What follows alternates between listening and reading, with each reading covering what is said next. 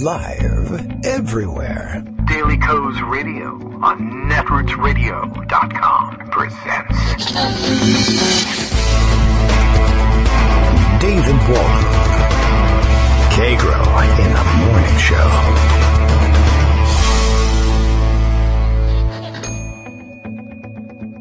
Now, here's David Waldman. Hey, good morning, everybody. How you doing? Thursday, November 9th, 2017. Ready for another show? Doesn't matter. It's time to go. Bill knows it's true. He's in Portland, Maine, and tweeting anyway. I mean, it's not what I would be doing if I were living in Portland, Maine, but hey, who am I to judge? I'm not getting judgy on you here, Bill. No, thank you very much for starting us off every morning with a morning tweet, whether I remember to read it or not. This one pops up right in front of my face just at exactly the right time. Daily Co's Radio is live now, and it's true. That has the added benefit of truth. And this tweet, Will Kagro X, David Waldman, hi, that's me. Will I think inside the box? Will I think outside the box? Or think without a box? Wow, Tom Friedman dropped that bombshell of wisdom on us last night, and I guess it impressed the hell out of, I don't know, I guess out of some people anyway. Who was it that retweeted that into someone else's timeline and into my Andrea Mitchell was like floored by it. I don't know, maybe not. Maybe she's just reporting what was going on. I don't know what the context was. I don't care. Where's Tom Friedman? Where's Andrea Mitchell? Don't ask me. I don't know. But she tweeted last night, to my great chagrin, I suppose, that Tom Friedman had just dropped this knowledge bomb. In this integrated world today, and you know it's going to be big now, in this integrated world today, you can't think in the box, nor out of the box. You have to think without a box. Dun, dun, dun. I can't even muster the energy to go and hit that sound effect. That is, as I said last night, that is like Snapple bottle cap level genius, man. That is so amazing. I can't imagine. Can you imagine paying for a ticket to go watch? I don't know what he was doing. Was it a TED Talk? Who knows? Who cares? I don't know what's going on in the world. I file that one under why do I get out of bed in the morning, although I file everything under why do I get out of bed in the morning. I do not know what makes this world turn. I couldn't tell you. Tom Friedman is a manillionaire. He's not a bazillionaire. He's a manillionaire, somewhere in between deserving it and actually having millions of dollars, some of which he came to honestly and some of which he came to by foisting this garbage upon us. I don't know. Who cares? What am I concerned about this for? Except that I don't know why people are famous in the world. I don't know why money flows to people in the world. I can't figure it out. But then again, I'm in my basement, so what do I know? Don't listen to me. I see also this morning Trump's in China, which is nice. And they may or may not have taught him to pronounce it. Maybe wonder how you pronounce it in good Chinese. Maybe he's better at it than the rest of us. I don't know. He's there. He's tweeting around a video of his car, so that must mean something. And this is it. In the coming months and years ahead, I look forward to building an even stronger relationship between the United States and China, by which I mean me being strong and stronger and strongest. And China is there too. More cake is what it really means.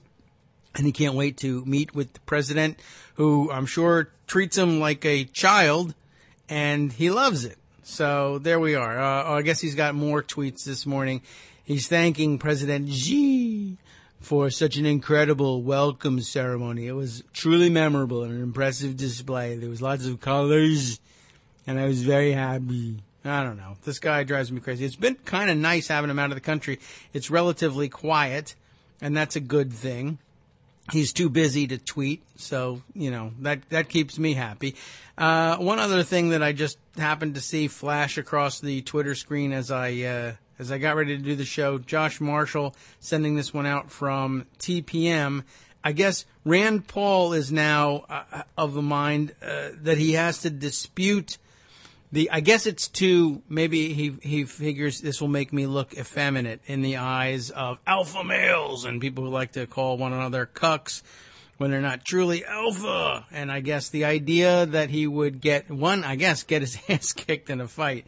I mean, it wasn't really a fair fight. The guy just tackled him from behind, and he was injured, and it's bad news to be tackled from behind and be injured, and to try and resolve your disputes physically. But I guess he didn't like the idea of his being injured in a dispute over landscaping, which can be fairly manly. I mean, if it had been, we raced our riding mowers and I lost, or I beat him and he kicked my butt as a result, I guess you could manly it up for people who are into that sort of thing. But I guess the idea of leaves or possibly flowering shrubbery that, is in dispute, well, I don't know. Apparently that's not enough for him. And so he's busy sharing articles that have a more sinister design behind the assault.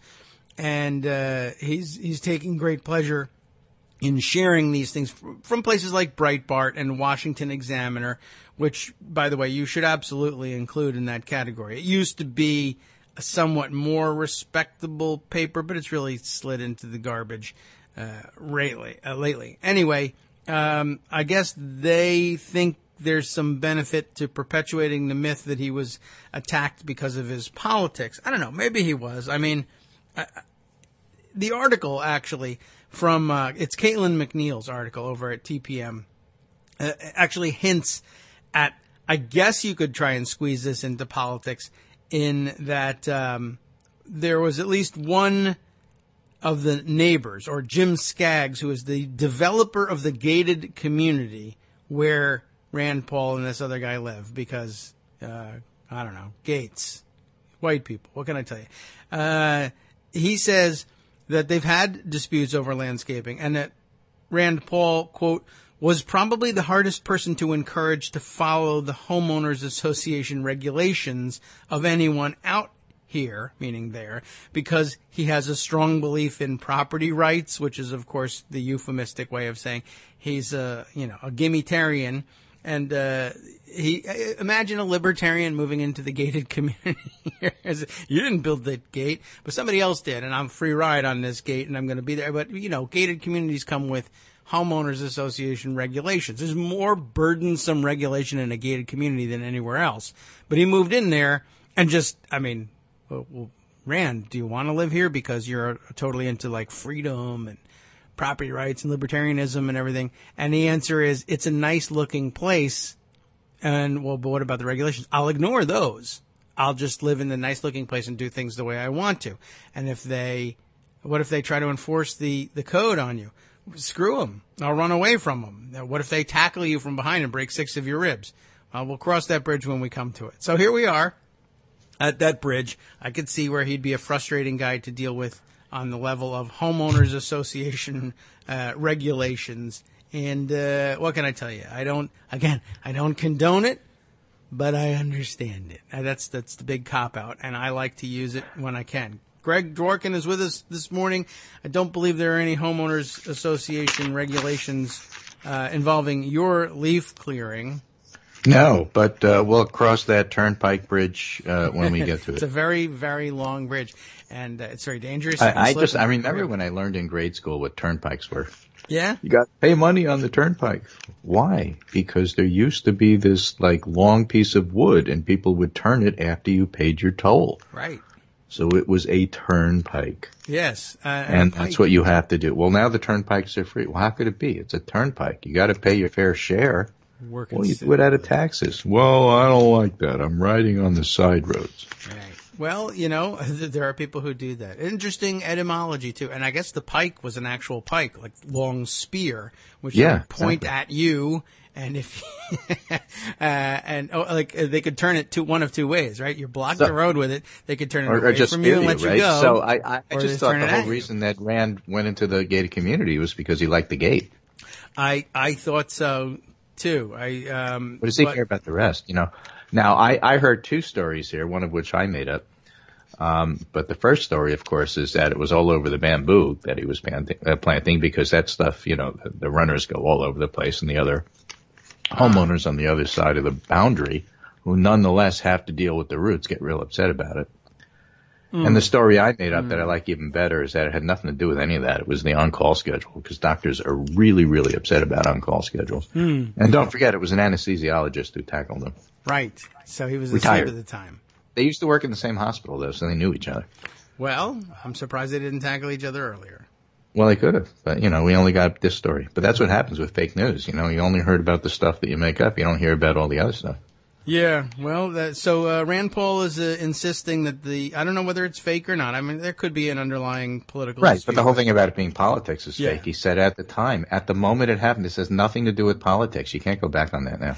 Yeah, well, when he thought that was, beneficial to him, I can't have it be When politics. he thought that was because- beneficial to him, Congress does that, not real people. Oh, wait. Yeah, right, that's the guy. So I don't know. I wonder whether his initial thoughts were, well, if it's about politics, then I look bad. Or I don't know whether it was, if it's about politics and I got my ribs broken, it looks bad because I'm a His ribs beta. hurt either way. I mean, that's a significant injury in the sense that it really hurts. Yeah, that doesn't sound comfortable. Just hold your breath. Feels better. Is he uncomfortable with the notion of what's it? So he's got broken ribs and it says here, am I pronouncing plural? A pleural Like effusion. plural, It's like a little more hard. P-L-E-U-R-A-L, pleural effusion. He's got like So plural broken paint- ribs. Let me paint a mental picture for you. That's what I do for my patients. He when is I'm- a mental picture. All right. Yeah, Go yeah. on. This is what I do for my patients when I'm trying to describe what's going on here. So imagine you have a 2-liter Coke bottle, empty. Got it. The label stripped off, so it's just like this clear plastic 2-liter bottle. That's Pepsi Clear. That's your chest. Oh, okay. Okay? Take a balloon, stick it in the bottle, then blow it up. So the balloon now has the exact shape of the bottle, but inside. Yes. All right. That's your lung. Oh, hi, lung. All right? So in a normal situation, that's what you have. Now, if you pour a little bit of water into the balloon, so it's like an old-fashioned water balloon, A little. that's all an right. ammonia. Oh, okay. But instead of Don't do that, take that empty bottle, put about an inch or two of water in it, then stick the balloon in and blow it up so that there's water between the balloon and the actual bottle that it's sitting in. Yeah. That's a pleural effusion. Oh. What? It's not supposed to be there. And if you fill it up, let's say halfway, and then stick the balloon in and blow it up, you'll find that the balloon doesn't blow up all the way. You're short of breath. Yeah, so a larger pleural effusion can start to push the lung smaller, and so you got to get rid of that. So you drill a hole in the bottle and you get rid of the fluid. Sometimes you do it with a needle, sometimes you do it with a tube, but that's what a pleural effusion is. So what did they get a garden hose stuck in him during the fight? How'd that Sometimes you do that. Now, if it's trauma because somebody tackled you, Trauma. there are blood vessels around the ribs that could bleed, so sometimes you get blood in there. It's not just fluid. Okay. But they weren't specific. Plural. It sounded vaguely French, and I thought he might be. Pleural effusion. he would And be if you're trying to upset write about that. pleural effusion, usually autocorrect will try to say, no, it's like singular plural. No, it's Right. spelled different. Broken ribs are plural, but the effusion was plural. Yeah. Broken ribeye. So anyway, that's what it is. It's a so rack of ribs, but it's a that's six. significant injury. And Half a so rack. he got tackled pretty hard. Right. Like I think half a rack right there, Yeah, broken. exactly. So So that's tough what that is. break. No And I pun feel intended. bad for him. I mean, it's really painful, and I'm Sure. sorry he got hurt, and that's never appropriate. But, it's Rand Paul, so you can never really figure out exactly what happened. But it was very football-ish, so it was manly. I like it. Should have paid his turnpike fee. So let me read you Taking some local headlines here before we get to the All national right. headlines, because they're all of a piece, and they all have to do with Tuesday. Oh yeah, right. I remember that day. On your Twitter DM, I just sent this screenshot I did of the paper that I'm holding in my hand, so you can read right along with me. He's been And hostage, you everybody. listeners online will just have to take my word for it. It's the News Times. That's the Danbury News Times. But they now call themselves the News Times. Doesn't say Danbury anymore. NEWS-TIMES. Election 2017. Democrats savor municipal victories. I'm just trying to make the point it wasn't just Virginia. Surge surprises veteran politicians. Dems make gains across region. That's headline number 1. And you could see the area around here becoming more blue as you look at the map. But the main headline is Trump effect turns state blue. Resistance powers Democrats over Republicans in Connecticut. This is a relatively conservative paper, so it's really nice to see headlines like this. Mm-hmm. Connecticut voters defied the adage, all politics is local, in Tuesday's municipal elections, favoring Democrats in key races across the state in what insiders on the left and right interpreted as a repudiation of Donald Trump. Republicans lost the grip on 22 municipalities under their control, flipping 7 blue communities to red.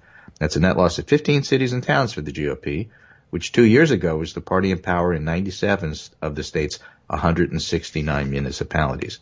169 municipalities, 169 cities and towns. We have counties, but we don't have county governance. Oh. There's no county leader. Everything is done at city and town level, which is why Connecticut can't get much done. Oh, because small towns don't have the resources to really do stuff.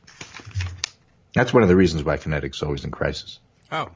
Well, they could work on that, but But, county government's no better. It's turning blue, and so that's always good. But the point is that everybody agrees there was a Trump effect and that it was far outside of Virginia and the other places you're reading about, New Jersey and such. Good. Well, it should be happening everywhere. He's the president of almost all of the United States. So. As a matter of fact, yes. So here's some headlines that I picked up. These are from the New York Times and the Washington Post, but kind of gives you an idea what's going on here. The first one is from the New York Times. Losses put new pressure on GOP to act on tax rewrite. Okay. So we already have a party in the House, the GOP, who for years, 8 years or so, has shown a little bit less, but basically in that category, that they don't know how to govern.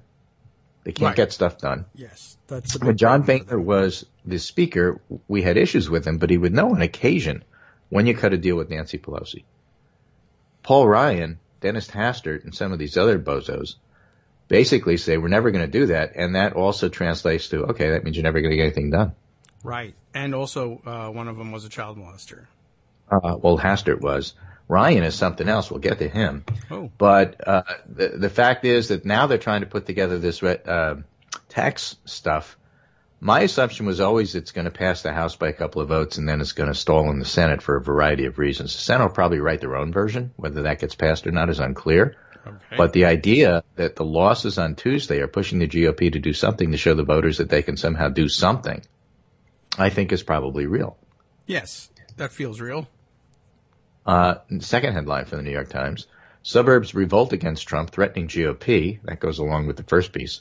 The Democrats signaled profound alienation from the GOP among the sort of upscale moderates who were once a pillar of the Republican coalition. And this goes with the whole idea of exactly where the support in Virginia came from. And really, it was along the places that were most likely to vote for Hillary in the first place. Those voters turned out in great numbers, especially compared to 2013. In other words, if you're looking at an off-year election.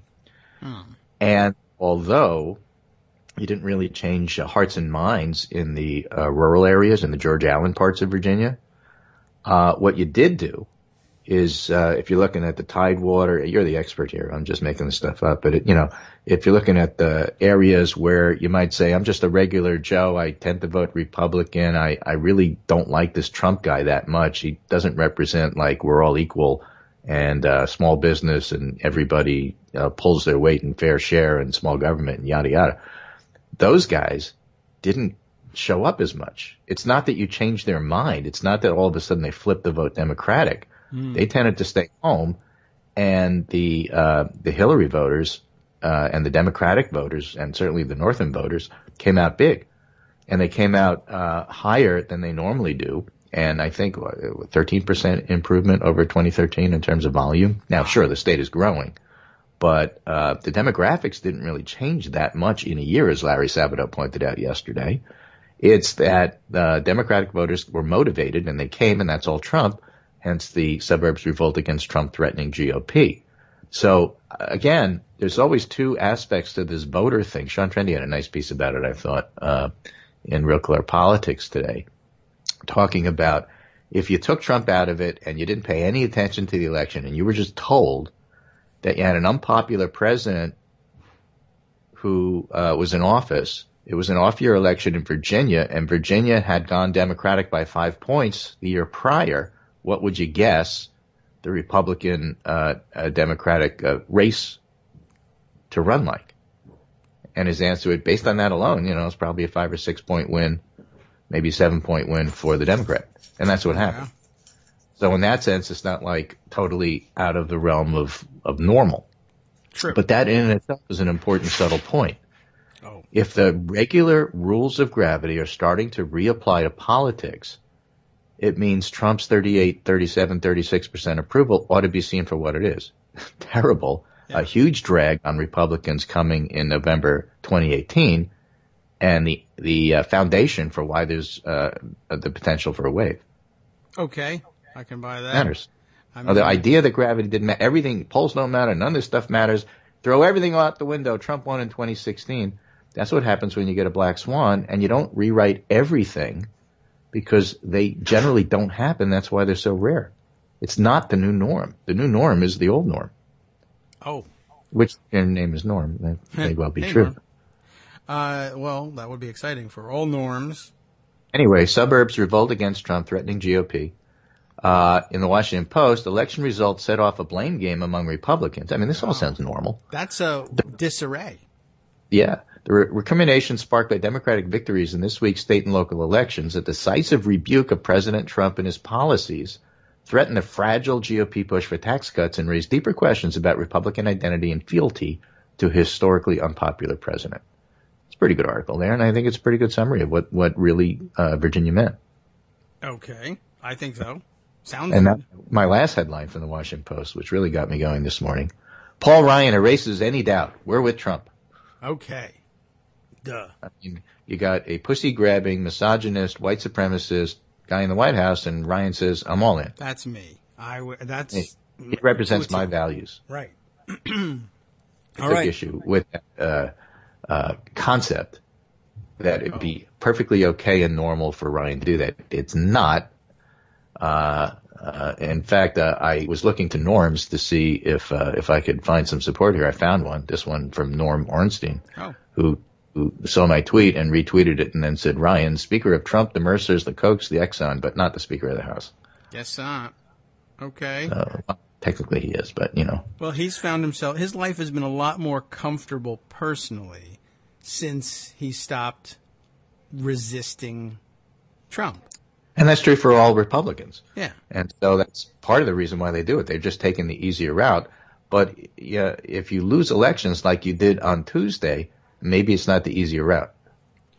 Well, no. And there's a difference between the personal and the political. It's just, I think he just prefers not being under attack personally, and it doesn't really matter what happens. I get that part, but you still have to put together stuff. How's he going to put together this tax stuff and get it passed, or what's his job? In other words, like in healthcare, you can put together a 1-vote majority in the House and maybe get something to get passed on the threat of you have to. And I read all the other stuff about why Republicans really feel like they have to, because their donors are threatening. It was Chris Collins up in New York who said, we have to do this. My donors are threatening not to give me any money if I don't. I mean, this is like an imperative. Well, if they can't do it, I mean, I wonder whether this is, I don't know what this means predictably. But my point is that, so Ryan gets a 1 or 2 vote thing out of the House, but that doesn't mean it passes. The Senate does its own thing. And I guess the idea is the one that we saw, this is a procedure thing, that we saw when the Senate did theirs, is that if the Senate can pass something and the House can pass something and they're nothing like each other, then the Senate will put pressure on the House to wipe out the House one and just rewrite it with the Senate and then pass something and say we did and we won and go home. Yeah. Right? That's the play as far as I can see. Yeah, and I think that's a smart play. And as long as the leaders of the House and Senate individually prefer life without personal attacks, and as long as the president is a dotard with no idea about how anything works, it's an excellent refuge. You just say, Trump, I love Trump. Trump is fabulous. His ideas are terrific. We passed a thing that has this in the title. It has no chance of passing in the Senate, but that's the Senate's problem. The Senate, now with the hot potato in its hand, says, well, we'll pass our version of something else completely different, but put the right name on it and say Trump is awesome, and then hand it to the president and say, I don't know, the House says they passed the tax bill, and the Senate says, well, I passed the tax bill. Both of them say, I'm awesome. What do I do?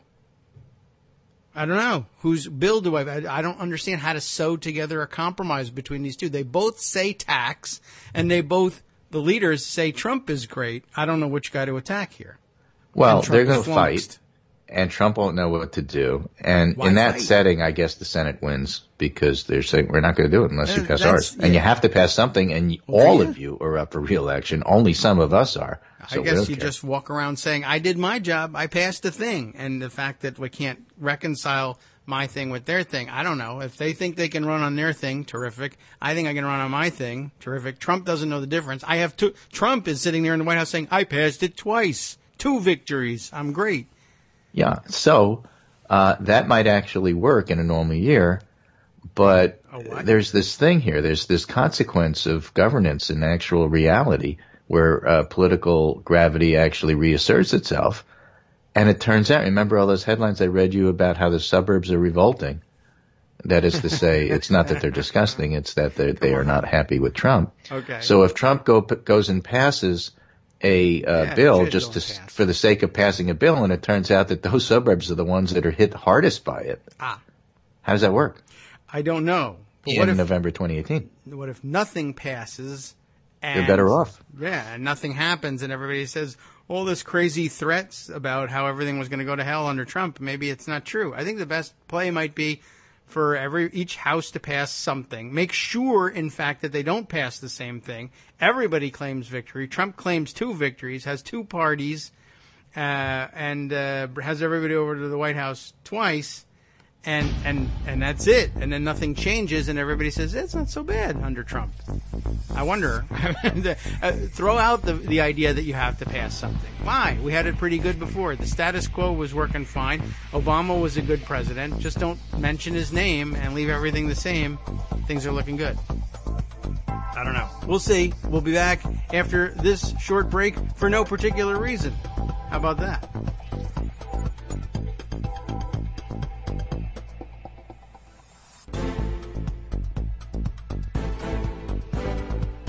Welcome back to the Kagro in the Morning Show here on Netroots Radio. We were just standing by enjoying the music, Greg and I in the background. And, welcome back from, again, nothing in particular. We're still using these breaks. I think it's a good idea just mentally to have a break every once in a while.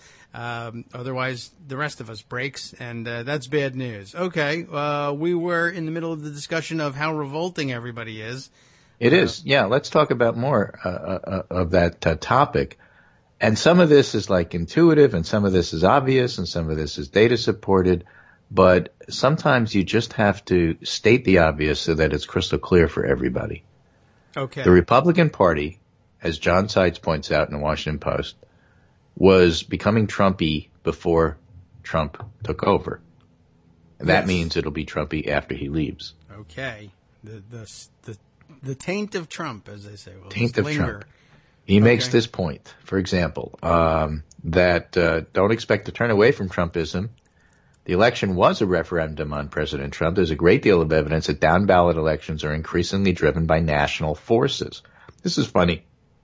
I was watching or listening to Harold Ford yesterday on MSNBC attempting to make the point in the same discussion, which, of course, he miserably failed at, that the reason that Virginia went so heavily to the Democrats is they succeeded in nationalizing the election and then warned Democrats not to nationalize further elections, like in November 18, because you don't know how that's going to go for them.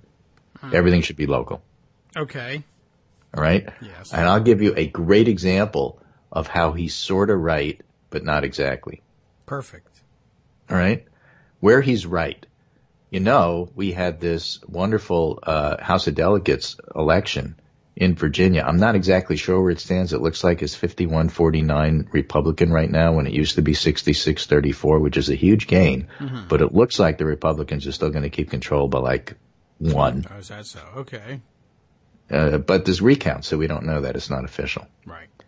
One of the people that won was Danica Rome.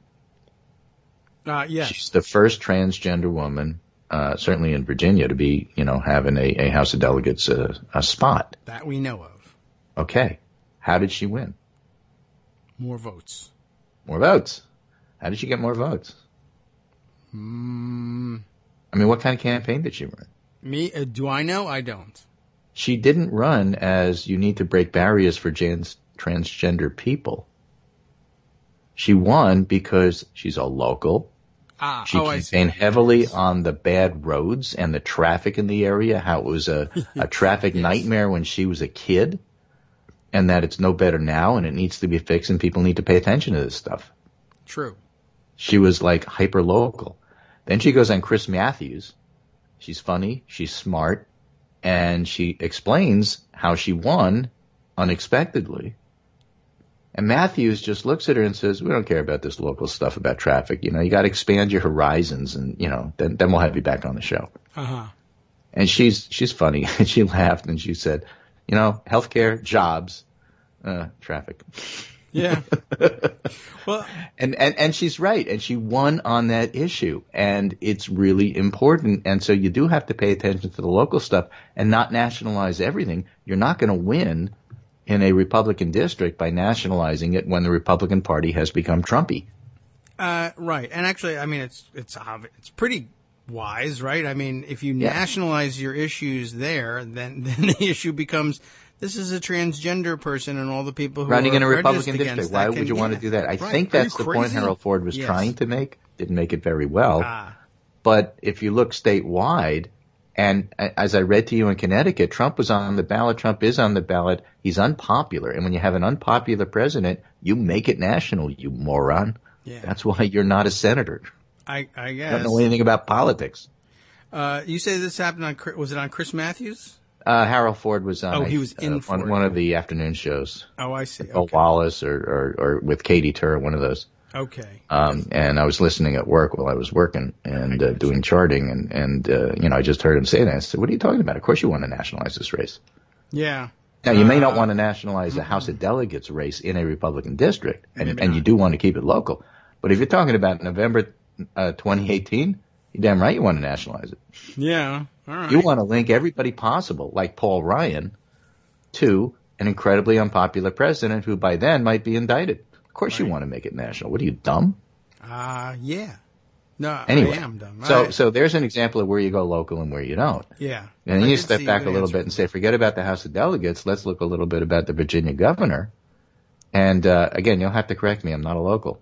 But Ralph Northam was the Tidewater. Right? I mean, he's from the place. I believe that's his Ed Gillespie is a carpetbagger.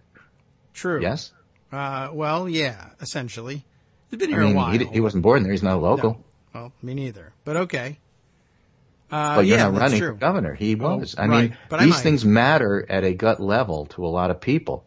So if you have people in a Danica kind of area who normally vote Republican, who understand the difference between somebody's local and talking about issues I care about, and the normal person who I would vote for whatever reason, either isn't ginning up excitement, or maybe I'm mad at him for other reasons, isn't a local, doesn't really fit the area like I consider, I'm not going to turn around and vote Democratic, but I might just stay home.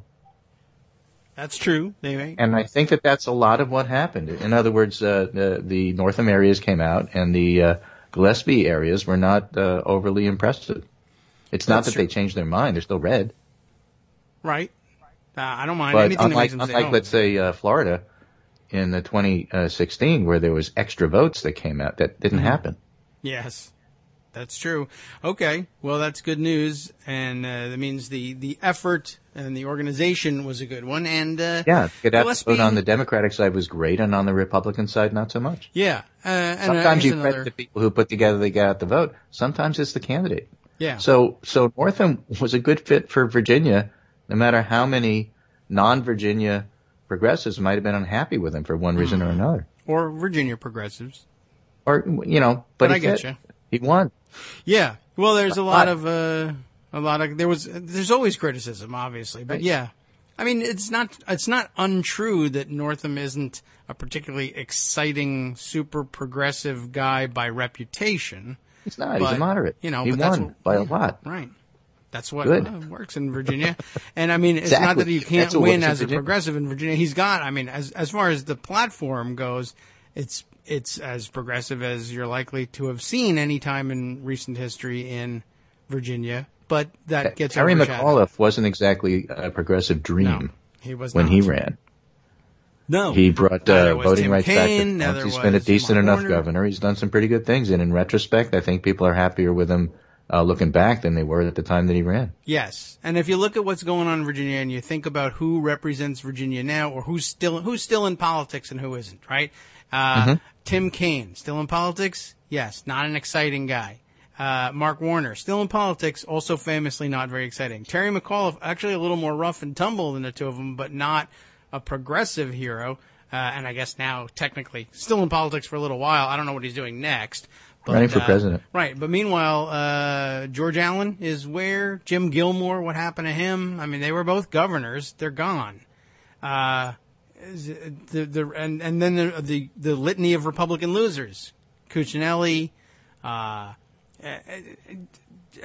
guess look at the roster of all the people who lost to, and Gillespie is now like a 2 or 3 time statewide loser as well. Right. Now, some of those losses were pretty close. Yeah. So for the ones who won, that's Virginia. Maybe it really is a purple state, and maybe that's what Virginia needs in order to win. Could be. The Heidi Heitkamp theory, the John Tester theory. You don't run, an Elizabeth Warren in Oklahoma and expect to win. Maybe that is true. We can experiment a little bit, but you can, because if you're going to lose anyway, what the heck? But if you're really trying to line it up so that you have your best shot at doing something like, taking the House in November 2018, then you put your best candidates who are locally acceptable, and then you nationalize the race. But you got to do the first before you do the second. I will consider that. I'll talk to everybody in Virginia, and we'll come up with a solution. Okay, that's a good idea. So anyway, you have this idea that don't expect to turn away from Trumpism. Does that mean the Republican candidates will start breaking with Trump or running campaigns focused on immigration reform rather than a border wall? Not so sure, said John Sides. The most important thing to remember is that the parties were changing in a Trumpist fashion before Trump ran for president. The polling data show whites without a college degree, for example, shifting to the GOP well before 2017. Sure, true. And so if that's the case, and if those are their issues, and if alignment of party identification and attitudes on racial issues, with Democrats increasingly liberal on issues as immigration and Republicans increasingly conservative, that predates Trump, and it doesn't require Republicans to act like Trump or take Trump's positions, just like conservative people like Jeff Flake are going to vote conservative on tax reform and health care, with or without Trump, because that's who they are.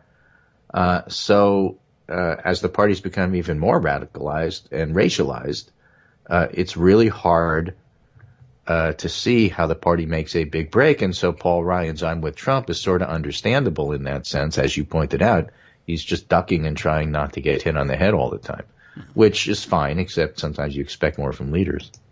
Occasionally. Here's a poll from this morning. This is The Hill. 82% of Trump voters say they'd do it again.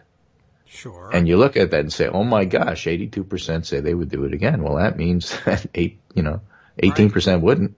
I guess that's true. And that's enough to win bigly. That is correct. So, that's always been my point. Just 7% of Trump voters say they'd pick another candidate. Fine. Those are the persuadables. Talk to those 7%. You take 7% away from Trump's total last time, he loses. I don't see why this is like rocket science. Now, don't waste your time on the other 82. They're lost. You just have to outvote them. Well, that's true. And I guess you should be looking at it. It's only a year, right? I mean, and there's more to go. Good, it's not as if Trump has reached his nadir. He's got plenty of potential to go even lower, especially if indictments come. Yes, well, that won't help anything. But only a year or less than a year later, well, I mean, I guess it's a year since the election, but less than a year in office, if you were anything close to any good at this, why wouldn't your number be at or near 100%? Like, I think I did the right thing casting my vote for president, and I'm standing by it. But it's so obvious that you didn't that 18% of people are like, well, at least they won't say out loud that I'll do it again. They may do it again, that's true, but then it's so fine. Okay, it's a razor-thin margin again, and we do a better job getting people out, we still win that. Yes. So again, political gravity, reasserts itself. There's a relatively even split between Republicans and Democrats in the country. Democrats actually are more numerous, but we don't vote as consistently. And so it comes down to close elections, and that's been true at the presidential level for a long time. And in individual areas, that can be true in purple states. So when we show up, we win. And when we don't show up, we lose. So you got to pick candidates that at least are acceptable locally. And then, you got to nationalize it for an increasingly unpopular president, because political gravity does apply, and unpopular presidents lose elections for their parties. So, that's the background to all of this.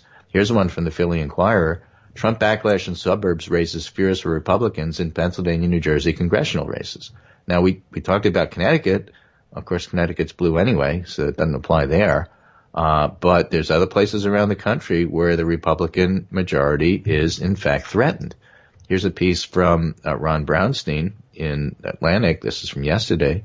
Democrats' narrow path to winning the House. The party's suburban sweep in Virginia and New Jersey offers one template for 2018, but Democrats will have little room for error if they don't expand their coalition. So what he's saying is, if we keep doing it the way we're doing it, we win small. If we somehow attract white working class voters and keep our own voters, then we win big. That's nice, but it's very difficult to do because there are some competing issues there, yes, especially over race, that make it very difficult to get white working class voters who define the NFL as the N-word for life. And there was a big Politico story about somebody who defined it exactly that way, who's a Trump voter who will never change their mind. So I don't want those folks. You know what, though? I detected a split between the husband and wife on that one. Somewhat, but the wife insisted on telling the reporter that's what the husband said proudly. And the president, the husband who represents the president metaphorically in this is like, he suddenly realizes maybe that doesn't sound so good. And that used to be the old way, and that's political gravity reasserting itself. In polite company, you don't do that. Now, he still thinks it. Yes. Right? And that's not so good. And unfortunately, he votes that way, and that's not so good. On the verge of doing the right thing. We're still better off if you just don't think that you have a permission structure to just out and out say it. Right. I'd rather that be the case. It's funny that his wife is he doesn't feel like he has a permission structure. He knows he doesn't. His wife says, to hell with it. Say it David anyway. knows the story, but this was a Politico story about Trump voters who remain Trump voters, and I think it was Pennsylvania voters, in fact. And they were interviewing people, was it the Johnstown people? Some of them are just out and out racist, and we're just perfectly happy to be that way. Yes. I don't know why, but. So anyway, Ron Brownstein writes, the Democrats' coalition of transformation, that's what he likes to call it, flexed its muscles Tuesday to deliver a resounding repudiation of Donald Trump and crystallize the risk the GOP has taken by allowing him to redefine the party in his image. But despite the party sweep in Virginia, New Jersey, and scattered other local races, the results also showed that Democrats are unlikely to solve all their electoral problems without regaining more ground with the competing coalition of restoration that flocked to Trump in 2016. So it showed the party a clear suburban-centric path toward recapturing the House, but the contest also hinted that Republicans could still narrowly repel Democrats by defending their redoubts in small-town, exurban, and rural America. Again, the attitudes are that rural and exurban and small towns are going to tend to be Republican, and the cities are going to tend to be Democratic. Will win the popular vote. That's not even an issue. But because of gerrymandering and because of centering Democratic votes in city centers, it doesn't necessarily translate to taking the House. So it's still going to be a close election, and that's why you need a 10-point generic lead to win. Yeah. Well, that's true. Whatever happened, by the way, to our big project of moving all the inner city lesbians into becoming farmers? Did we finish that? Didn't we do that in Vermont or something?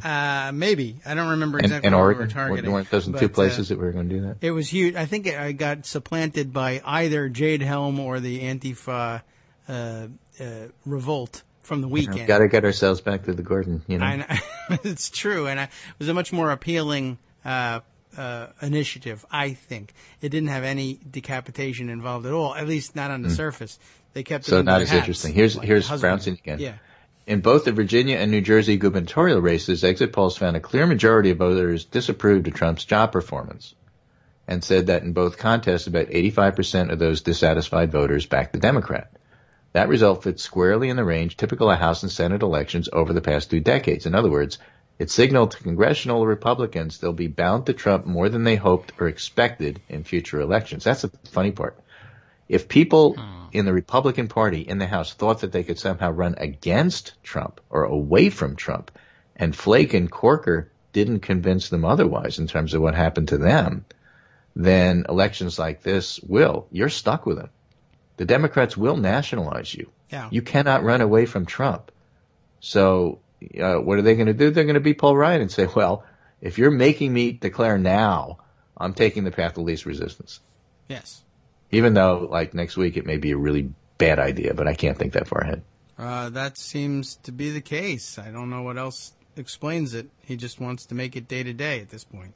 Yeah, listen to what Brownstein says about the election results. The soaring wave of discontent translated into solid turnout and crushing margins for Democrats in their key voter groups, all of which have expressed intense resistance to Trump in polls. I'll say in passing that Democrats are always in disarray. We're always fighting with each other, and then this happens, and so a lot of the infighting results and portents and signs and omens and I Ching and burning incense and stuff. You know what? People showed up and they voted, so shut up about it already. Although they declined in number from last year's presidential race, millennials slightly increased their share of the vote in both states compared to the 2013 gubernatorial races there, so the kids were right. 69% of these young people gave their votes to Northam. 75% gave their votes to Murphy. The Republican Party, you have no future. I'm telling you. Yeah. Look at these numbers. That's a chilling trend for Republicans, says Brownstein, given that more millennials will be eligible to vote than baby boomers in 2018 and 2020. Turnout among African Americans, Latinos, and other minorities was also solid. In both states, Democrats carried roughly 4 out of 5 non-white voters, so it's a good excuse to remind people that the backbone of the Democratic Party is black women. And thank you. And when you look at the exit polls, that's who carried us. As well as everybody else, as well as educated white women. Yes. And there's a huge college, non-college split in this. Of course, that's Ron Brownstein's thing. He identified that early. And he writes, the principal engine of the Democratic sweep was a suburban tsunami in white-collar communities in Northern Virginia, Northern New Jersey, and even the suburbs of Seattle, where Democrats convincingly captured a state Senate seat that flipped control of the chamber to them. These results will surely unnerve every U.S. House Republican holding a well-educated suburban seat. Yes, true. And by the way, everybody hates Chris Christie. Toast, remember? Toast? Yes, yeah, avocado toast it's become these days. But Democrats on Tuesday made much less progress cracking the competing Republican coalition, which revolves around older, blue-collar, non-urban, evangelical whites who generally express anxiety about demographic, cultural, and economic change. Yes. And that's not going to, alter. You can't convince evangelical voters who think that Obama is the Antichrist to vote for the Democrat. It's just not happening. Even amidst Gillespie's lopsided defeat, he still held 32% of non-college educated whites and 4 and 5 white evangelical Christians. Again, so my point there is don't try to convince them. Just pick off the ones you can. He also improved on the GOP's margins in 2013 in many rural southwestern counties, and in 15 of the 16 state House seats that Democrats captured came in districts that Clinton carried. So the point is Gillespie did his job. He did about as well as he could. It's just that Northam did better. All right. I could take that. Tuesday's Democratic sweep illuminated the long-term threat the GOP has accepted by allowing Trump to define the party in a manner so toxic, the demographic groups in metropolitan population centers that are growing in the electorate, that is to say, when you step back and look at Trump's numbers, 36, 37%, they never grow. They only go down. He will never, as I facetiously tweeted the other day, he hasn't yet convinced the Hillary voters to support him. Yes. That's never going to happen. He can only go down because some of these people are going to bleed away in his coalition, and he does nothing to attract the other. And that's the Republican Party writ large these days. Oh. But Democrats will still be traveling a narrow path in 2018 if they can't regain more ground in Trump country than they did this week. And that's true. So it may be a narrow win, but it'll be a bigger win as time goes on. Not because demographics are inevitable, but because the Republican Party does nothing to win new votes. And their older ones, tend to die off. Right. Hence the aggressiveness of repressing the ones that are out there. Yeah, here's Politico. GOP faces wrenching call, running with or away from Trump. The election outcome Tuesday exacerbated tensions within the party over how candidates should position themselves vis-a-vis the president and, same sort of stuff. Candidates will decide. Democrats far outperformed turnout expectations in an off-year election. The closer they get to Trump, the more they're going to gin up Republican stay-at-home-ness and Democratic turnout. And so that's really the key, I think, to all of this. And so that's my summary for today. It's all good news, except that it's not irrational exuberism. Okay. When can we have some of that? I don't know. All right. Well, how about Friday? Well, you don't need to be here for that. Yeah. So that was very exuberant. Yeah. Don't be irrational about it. It's not like we got all of this locked up and it's all in the bag. That's not the case. In the bag. Oh, come on. All but things are looking good. They're moving in the right direction. And this all assumes Trump is static, which he's not. He's going down, so things get better. Right. With that, that's kind of cheery news. It happens locally for me, happens locally for you. Depending upon where you live, it may or may not be happening locally.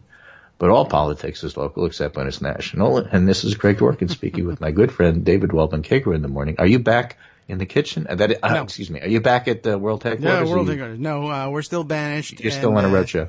Yeah, we'll see how long this lasts. Maybe, I don't know, maybe next week. This is dragging on, but all politics is local. All contracting takes longer than you think. This is true. Take care, and today being Thursday, I will talk to you on Monday. Okay, very good. Thanks very much, Greg. Have a great extended weekend break. Speaking of which, I guess we're coming up on our second break, but it's the short one. And man, it's getting late in the calendar year, isn't it? The time is flying by. By the time we're back at regular World Headquarters, it'll be almost time to stop again for Thanksgiving at that point. Okay. We're looking ahead. We're excited about all of this stuff. And, I don't know. What else can we round up for you? While all of the politics as local stuff was flying by, I am reminded of events happening around the world, including the continuing, I don't know what we would say here, spin almost out of control in Saudi Arabia. The situation expanding, developing, changing as we speak. At the moment, Saudi citizens on orders from, the royal palace in Riyadh, all Saudi citizens are ordered to leave Lebanon. And I don't know why. And we'll try and see if we can figure out a decent source as to why this is the case. But my alarm bell's going off again. Jesse Lee's alarm bell's going off again. One more in the continuing series of Mark My Words tweets about the news of the day. It's an odd thing to do. And do we know whether or not the now former prime minister of Lebanon, who oddly enough holds dual citizenship in Saudi Arabia and Lebanon, has he left the country, he left Lebanon to go to Saudi Arabia to tender his resignation, which is really rather amazing. And then it was unclear whether they were going to let this guy leave the country. And of course, if he's a dual Saudi Lebanese citizen, and they are ordering all Lebanese or all Saudis citizens out of Lebanon, and I guess they wouldn't let him go back. But what are they up to? Lots of people figure this is supposed to mean that the Saudish have some perhaps advanced knowledge of maybe Israeli operations in the neighborhood. I mean, that's sort of the standard reasoning behind an evacuation from a country is you think that there's some imminent danger. It doesn't mean you think it's Israeli in nature necessarily, but it's imminent. But I don't know, did the Saudish have a history of being proactive in removing their citizenry in advance of danger, or do they not do that? I'm not even certain that they really have done that.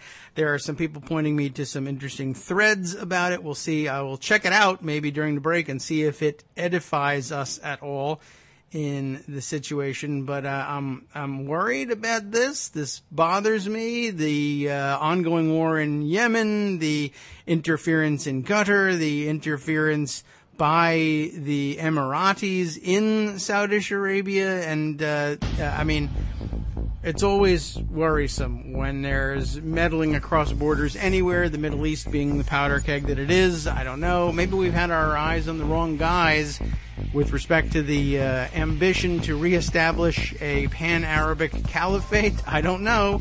We'll keep an eye on it. There's no chance I'm going to decode it via Twitter this morning, but we'll be right back.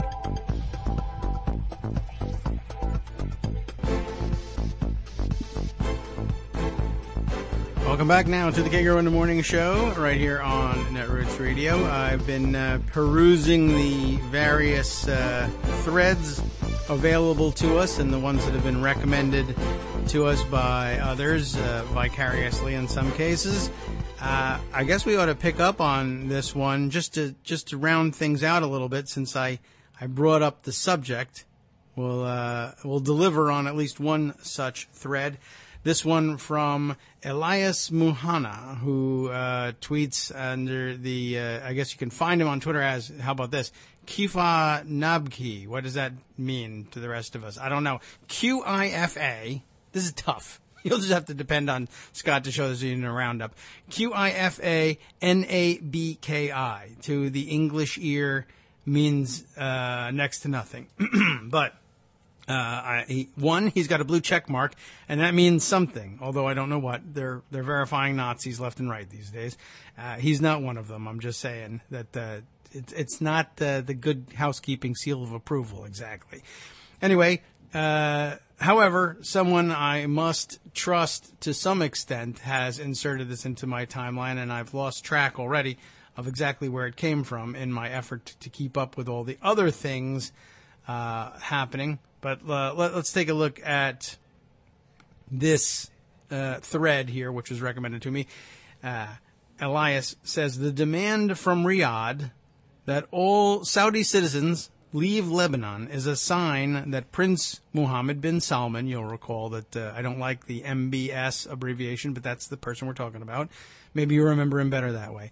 Is a sign that Prince MBS's pressure campaign is moving ahead. What is this pressure campaign exactly? I don't know. Ill-defined. I think it was what we covered the other day, just sort of, I don't know what it is with respect to Lebanon. I don't know what they're after there. In the coming days, Elias continues, we may see the screws tighten in other ways. Will Lebanese citizens, that is, Lebanese citizens not currently at the Ritz-Carlton, be asked to leave Saudi Arabia? Will Saudi announce an end to the military aid for the Lebanese army, their military aid for the Lebanese army? In a way, all of these measures are pointless unless they can articulate what their demands are. Remember, just like Occupy Wall Street, what are their demands? You say you're Saudish Arabians, but what are their demands? Why can't they get it together at the ballot box? That's the big question, right? In a way, all of these measures are pointless unless they can articulate what their demands are. If it's simply that Hezbollah pack up and leave, that's just going to lead to another foreign policy failure. In the meantime, Riyadh has reiterated, that's cute, its complete support, pardon me, its complete support via Al Arabiya networks, I guess. That's the link here. And Riyadh has reiterated its complete support for resigned Prime Minister Saad al-Hariri while rejecting the idea that he is under house arrest. What are we to make of this? It certainly begins to look like we summon you, dual citizen, to the Kingdom of Saudi Arabia to tender your resignation to us. And then we say, we support you. Thank you for complying with our instructions to come here and resign. We support you, but we won't let you leave this country. What is happening here? I mean, decoding Middle Eastern politics was always pretty difficult for most American eyes, mine included, but I don't even know what this is going to do to things. There's more to the thread here. Riyadh is trying to control the narrative. That seems understandable enough. But they are up against a cynical Lebanese public. And boy, what country's public in the Middle East is likely to be more cynical than those in Lebanon? Riyadh is trying to control the narrative, but they're up against a cynical Lebanese public that isn't easily fooled by government edicts and Ministry of Information press briefings. Okay. Next up, heavy-handed power grabs aren't just ineffective in Lebanon, they're also gauche. This was the tenor of Hezbollah Secretary General Hassan Nasrallah's masterful deconstruction of the situation last weekend. My goodness, what might that have been?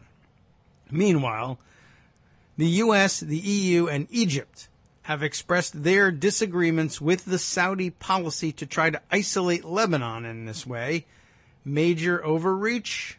We'll see. And this attaches a Reuters piece that says EU, U.S. affirm Lebanon support diverging from Saudi. The European Union on Wednesday affirms, okay, well, that's the beginning of the article here. So U.S. and EU, at least ostensibly, lining up differently, but we don't know what that means for the U.S., really. I mean, even as Americans, we're unable to tell you, I'm unable to tell you what this is going to mean in a couple of hours. Does that mean the Rex, everything he touches, Tillerson's State Department is issuing this statement that says we're aligning with the EU in support of Lebanon and therefore in at least nominal opposition to the position the Saudish are taking on Lebanon? And is that the same place that Donald Trump is, or for that matter, Prince Jared Kushner? I mean, American foreign policy statements don't mean anything anymore because you can't be positive that something coming out of, say, the State Department isn't going to be contradicted via Twitter by the dotard-in-chief, or for that matter, his son-in-law princeling, Jared Kushner. But Jared tends to work in secret, so at least there's that. But Donald Trump could flip that at a moment's notice, and we wouldn't know what it means, or what Lebanon won't know what to do, or who its allies are, and that could be a pretty dangerous situation. There's at least one more tweet in his thread here. Elias has a one that's numbered number 8, but is actually the 9th in all of this. Over the past few years, there were plenty of other opportunities to play hardball with Hezbollah in Lebanon. This was the wrong timing when the government was getting along and people were hoping to see a return to stability after the worst of the Syria war. Now I'm just baffled as to what this might be about, but I feel like I need to throw these happenings out because it looks like the Saudish timeline is the one to follow, the one to keep an eye on in the Middle East. Even if we can't understand it, we'll at least know where the next disaster is coming from. It's a very worrisome thing, and I can't put my finger on exactly what I think is going to happen there. And, who can ever put their finger on what they think is really going to happen in the Middle East? But this is a newly resurgent Saudi Arabia actually throwing its weight around, and we don't even know if it's its own weight. Certainly this new prince thinks it is, or wants people to think it is, but like I said, we've heard at least one major hint that it might be Emirati weight that's being thrown around here after all.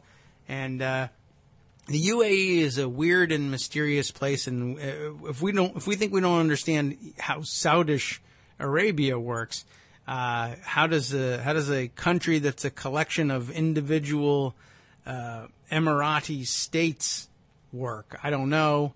I mean, I guess people must have had that question at the origin of the United States, but we settled that pretty quickly. It's a very odd situation, is all I can say, and I really am going to end up having to leave it there. Honestly, I just don't know enough. I'm just not enough of a regional expert, but I'm enough of a, oh my God, I think there's a war happening expert, I guess, in the sense, I'm not an expert. It's like, I feel like something terrible is about to happen, and I'm an expert in my feelings, and that's really about it. It's just conjecture. I can't tell you. I don't know. I feel like I have to warn you about that. Don't mean to flip you out, but maybe somebody who is an area expert, and we have a few out there, will have something more to say. This would be a great time for you to record something or send us some first person, or even, for that matter, second person observations that might help us make sense of what's going on here. Michael Musson has this comment: Prince Jared will support something and then be privately disappointed by it. So that's even less helpful in terms of finding a stable path to understanding what will become American foreign policy. And that used to not be a problem. You never had difficulty understanding who spoke for America's foreign policy before. And to the extent that there was a conflict between one branch or another, or one area of one branch, the State Department and the president, it was very quickly settled, and usually in favor of the president. So I don't know. We'll have to, I guess, wait and see. All right. There's many other areas of inquiry that we need to take a peek around in. I just did see flashing by the Twitter screen a moment ago an interesting headline from The Hill.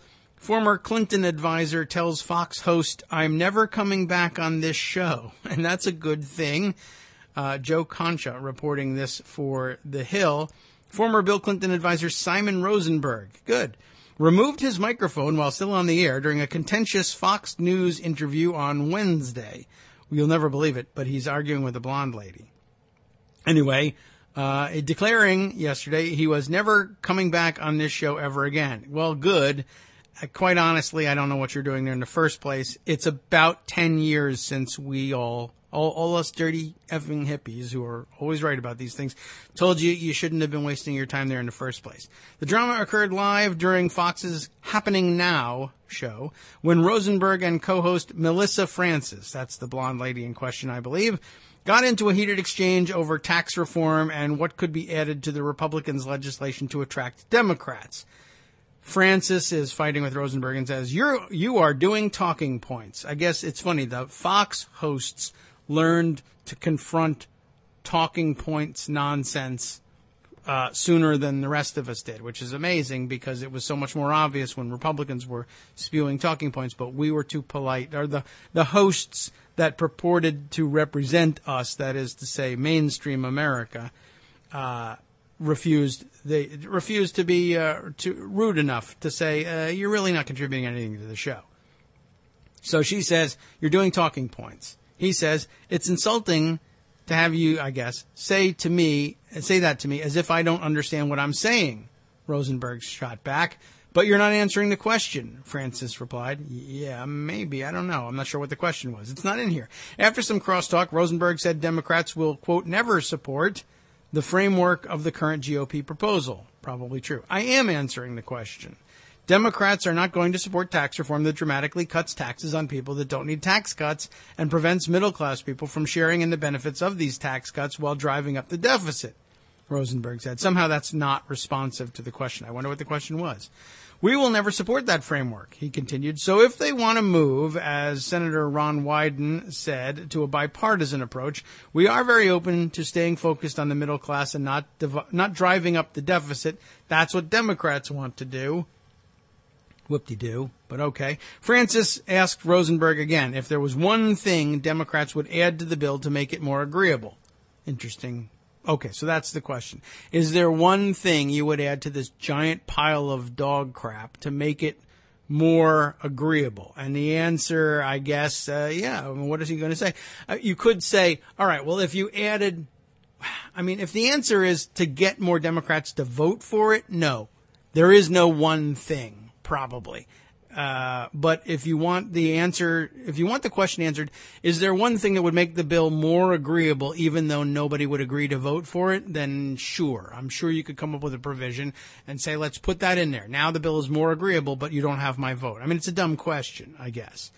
But that's it. Simon, I asked you for one thing. Do you want to give me one thing? She asked. After more crosstalk, I can see why there's crosstalk. It's a dumb question. Rosenberg concluded that Democrats are not going to agree to a tax cut plan that overwhelmingly benefits wealthy people. Repeating yourself isn't helping the argument, Francis said. I'm asking you, like we're asking everyone, to come to the table and try to offer something productive.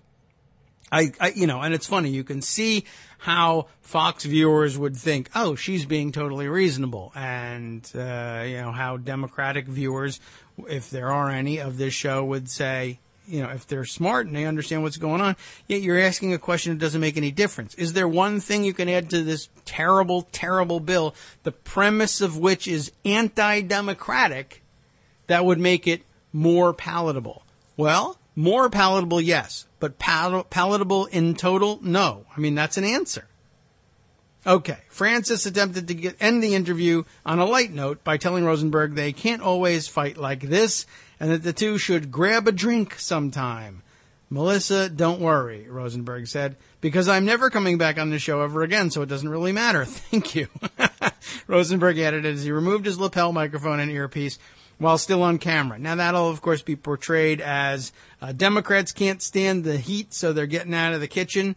It would have been better if you'd never gone into the kitchen in the first place. Rosenberg founded the New Democrat Network, a liberal think tank based in Washington, D.C., in 1996. Is the New Democrat Network responsible for the people who caucus as New Democrats in the House? Does that overlap? Because that's not a great group of people usually. But Rosenberg, while he certainly has a 1 foot in that circle, is also occasionally reliable as a pretty progressive guy. And probably even more often than not. But maybe I'm being fooled by it. Okay, so he doesn't want to go on the show anymore. That's a good thing in total. Let's see. The debate comes on the same day that Speaker Paul Ryan said Republican losses in Tuesday night's gubernatorial elections put more pressure on making sure we follow through on the GOP drive to overhaul the tax code. Just to tie that back to where Greg was earlier in the show. Although, I think maybe we ought to, I'll remind everybody that this is out there. I'm wondering whether there's a tenable position for Republicans to take electorally, and I guess only electorally because it's not policy-wise. It's the idea would be here to not produce any changes in policy, but to produce. I mean, what do you do normally when you're trying to get something done? Well, you got to get the same thing done in the House and the Senate, and you got to look for whatever it takes to push the bill across the finish line in both. And sometimes that results in bad policy. Sometimes it results in just failure. Sometimes, I don't know. I assume at some point it's been a smashing success. But would Republicans just be better off doing nothing? And could they pull off, and would their voters accept, let's say, I mean, they've run this model before. Like they just don't do something and then they say, democratic obstructionism is at fault here. And I mean, that's been a play for a long time, and it's worked great for them for a long time on abortion, for instance. We want to ban abortion. All right, go ahead.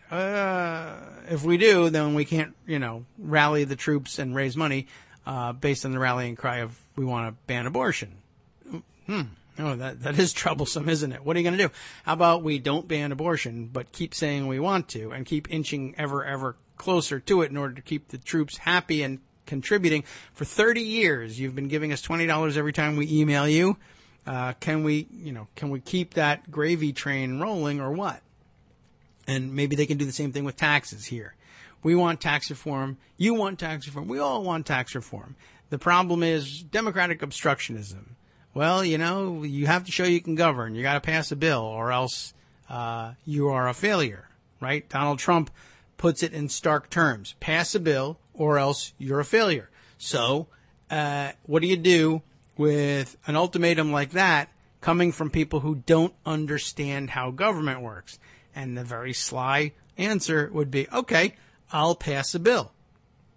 I'm Paul Ryan, and I'm concerned about what happens in the House of Representatives. Period. End of sentence. And getting myself reelected. Yes. But my primary responsibility as Speaker of the House, what happens in the House of Representatives? So, you want a bill? Fine. What kind of bill passes the House? Stupid, crazy one that has no chance in the Senate. I don't care.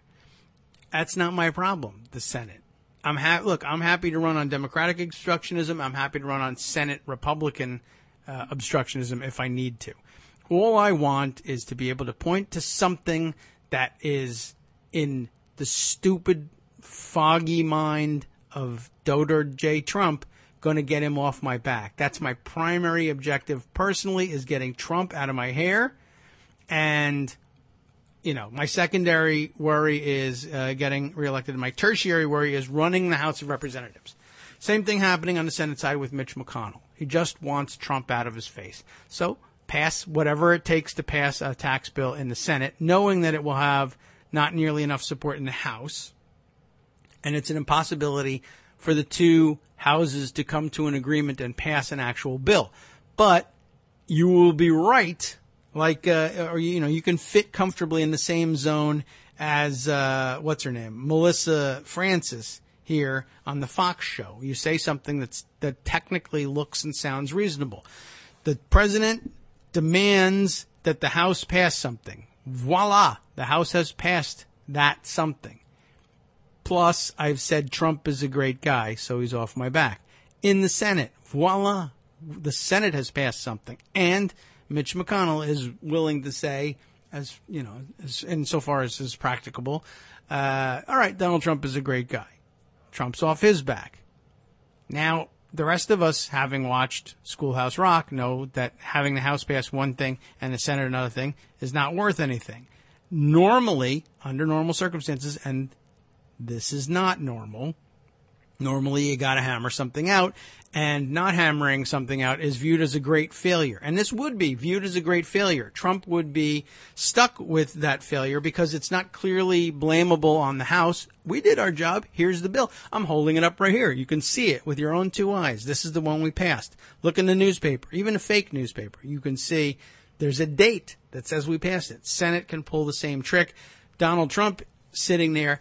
Donald Trump is not going to be ashamed of saying something. I'm serious. He will look at this and say, we had 2 victories on this. How much more do people want? Well, yeah, but you didn't pass a bill. Well, you know, I mean, he might literally say, yes, we did. 2 of them, as a matter of fact. But it's not enacted into law. Law, schmaw. I don't know. Democratic obstructionism. That's got to be the answer, because the Republicans have succeeded twice in passing bills. And, you know, then it falls to the rest of us to take the Simon Rosenberg role here, trying to explain to people, yeah, but that doesn't make a difference if the House passed something and the Senate passed something else. That doesn't mean anything has changed. Oh, yes, it does. No, it doesn't. Well, then I'm not coming on this show ever again, because you're talking nonsense. There's no point in my being here discussing this. And you know, well, look at it this way. If it was really such a disaster as that Democrat obstructionist guy was saying, there would surely be disaster in the markets. And look, we're at a record, right? Or it would be disastrous for your taxes, but nothing changes, so therefore it's clearly not a disaster. You'll see when you file your taxes this time around, come April, you'll see. Did your taxes go skyrocketing like they said they were going to? No, they didn't. So it's all lies. Fake news. But the fake news is that you passed something. No, it isn't. Fake news that I didn't pass something. This could go on forever. Except, you know, like we're reminded, laws of gravity still apply. We'll see. We got to wait until 2018. And in the meantime, I don't know that 2018 up until November is any less of a headache, nightmare, disaster, daily apocalypse that 2017 was. I don't know if it's going to get any better, but it might end better. We'll see. 2017 isn't ending that badly either, but it's still 2017. Does that make any sense to you? I don't know whether we confuse the issue or not. I will have yet to see. Let's see. bring back another thread. The State Department, a disaster.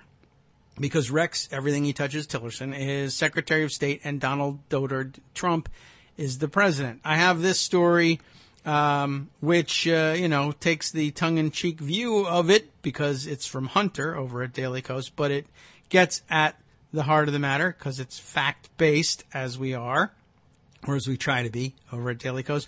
Rex Tillerson reassigns hundreds of State Department employees to search for Hillary Clinton dirt.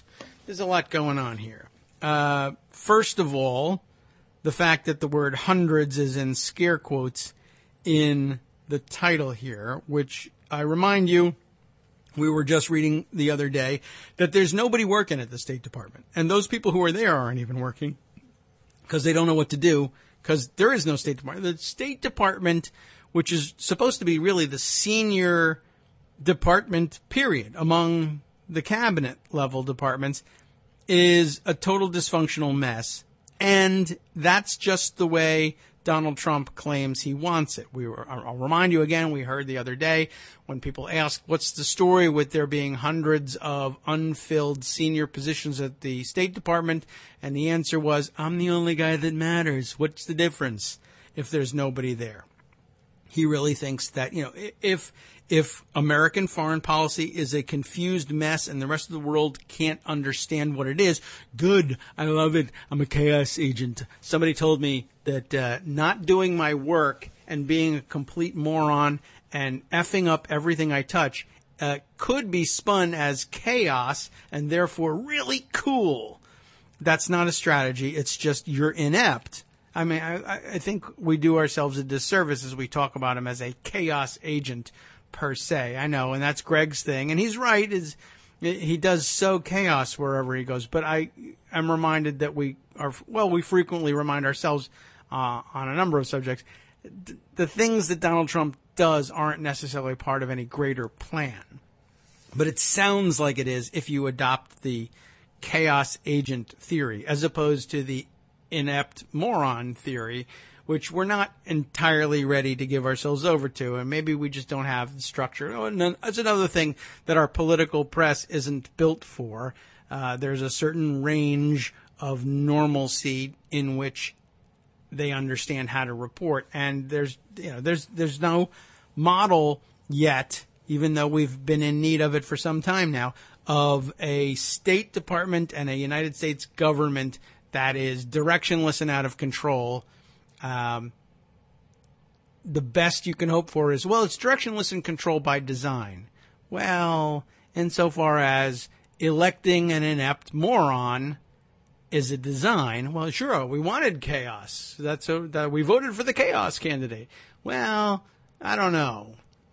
We voted for the moron candidate, and that's going to produce chaos, but I don't know if it's the same thing to say we voted for the chaos candidate. You know what I mean? Rex Tillerson reassigns hundreds, maybe, of State Department employees to search for Hillary Clinton dirt. What are we talking about?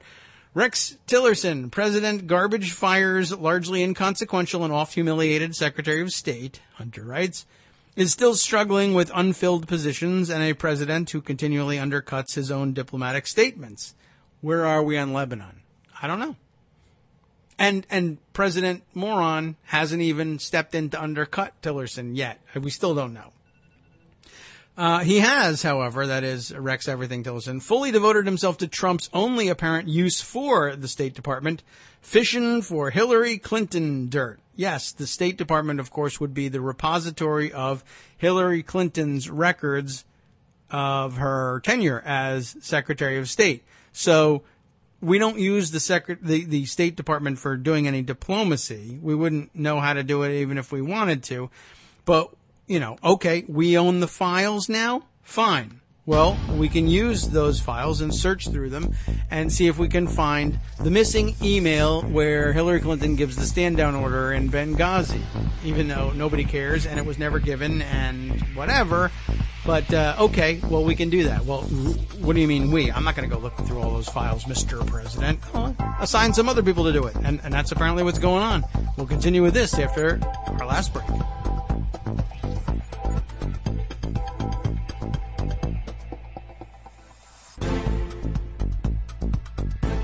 Welcome back to the Kagro in the Morning Show here on Netroots Radio. We'll be finishing up for the day, see what else we can cram in here. But I got to get out this story of Rex Tillerson and how he's using the otherwise still dysfunctional State Department.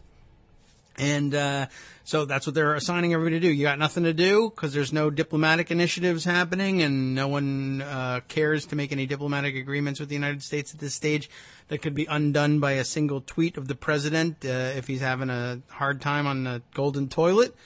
Well, we'll put you to work this way. This from Politico, Hunter lifts and shares with us. Secretary of State Rex Tillerson's assignment of as many as several hundred. We don't even have any idea how many people he's assigning to this. As many as several hundred. Imagine that. Really, one is too many, but several hundred State Department officials to quickly clear a huge backlog of public records requests is being met with deep skepticism by rank-and-file employees. Tillerson says his goal is transparency, but many state workers fear the real reason is political, expediting the public release of thousands of former Secretary of State Hillary Clinton's official emails.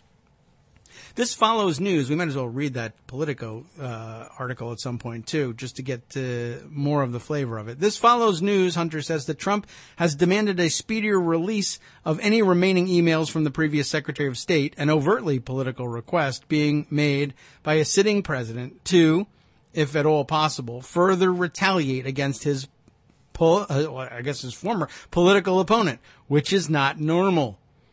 But there's another dynamic at work here as well. Tillerson's demand that hundreds of State Department officials abandon their current duties to be retasked with sorting through public records requests, is being seen by many of those officials as another attempt to punish and or cull the diplomatic ranks.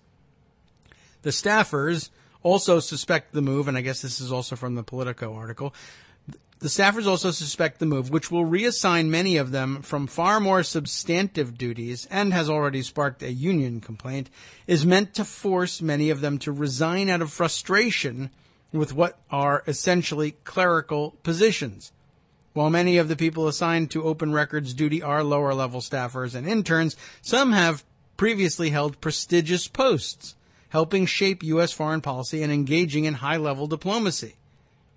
And then Hunter concludes, and under Trump, the U.S. won't be needing any foreign policy or high-level diplomacy, so sorting through paperwork it is. And let me add this additional observation. Many of the people, particularly those who had high-level substantive jobs in the State Department previously, are protected civil service employees, and so therefore beyond the reach of the kind of petty, vindictive, or just plain simplistic thoughts that people like Trump and Trump supporters might have about what it means to take over the State Department as President of the United States. In their view, taking over the State Department as President of the United States would mean, in a normal world, the way they see it, where everything's black and white and everything's simple and easy, you go in and you say, all of you people who served all those other presidents. Oh, but I served presidents both Democratic and Republican. I am neutral in all of that. And it might even be true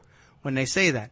Who cares? Because we're not even normal Republicans. It holds no interest for us that you served prior Republican presidents because they were insufficiently Trumpish in their approach to everything. You're all fired. Who are you going to replace us with? Maybe nobody. I don't even know. Who cares? The point is you're all corrupt bastards and you're out. Well, you can't do that because in this country we protect our civil servants from that sort of firing at the whim of the president. You got to be fired for a decent reason unless you're one of the top political appointees, in which case you can clear all of them out. But they're all gone. They all resigned as was expected. Now the people who are protected by law are being forced out with this thing. Well, why don't you just fire them all? Well, as it turns out, I can't.